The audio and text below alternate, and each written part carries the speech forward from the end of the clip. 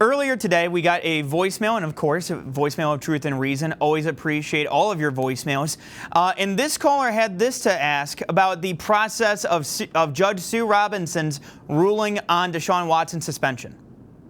Yeah, I'm a fellow Cleveland Browns lover. I think this whole Deshaun Watson thing is getting a little ridiculous. I can't wait until it's over. They keep saying he's going to get a year, 6 to 8.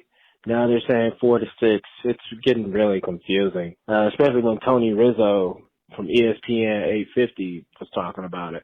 I'm very, very just confused. I just want, and here's my thing. Why is it taking so long to, I know it's a legal process, but why 2 weeks? Why do we have to wait 2 weeks to find out about the decision or anything like that?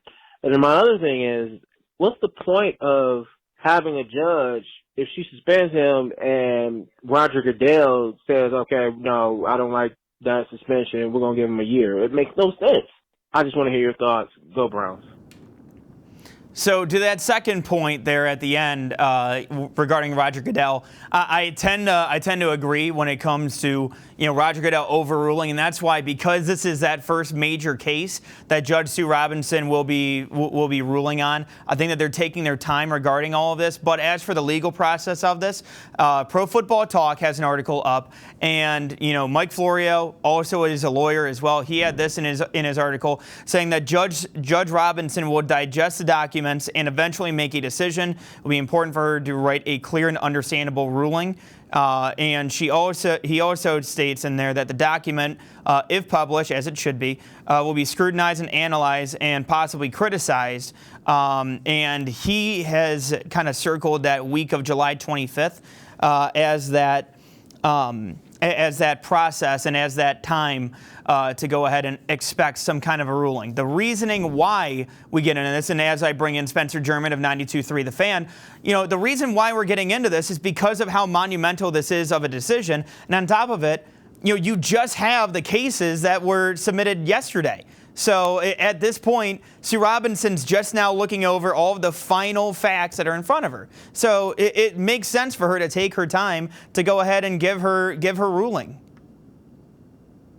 Yeah, I think for her, being a former federal judge, she understands the importance of precedent in the legal system, right? So this being the first case as the independent arbiter for both the NFLPA and the NFL, this is going to establish precedent for how she rules on cases in the future, how the NFL, what kind of leeway the NFL has in issuing suspensions, what kind of power the NFLPA has in trying to make those suspensions potentially lesser as they back the players, obviously. So I think it's fine that she's taking her time, as much as I agree with the caller there. And I'm sure you as well, Mac, that having this we've talked this conversation in circles at this point, right?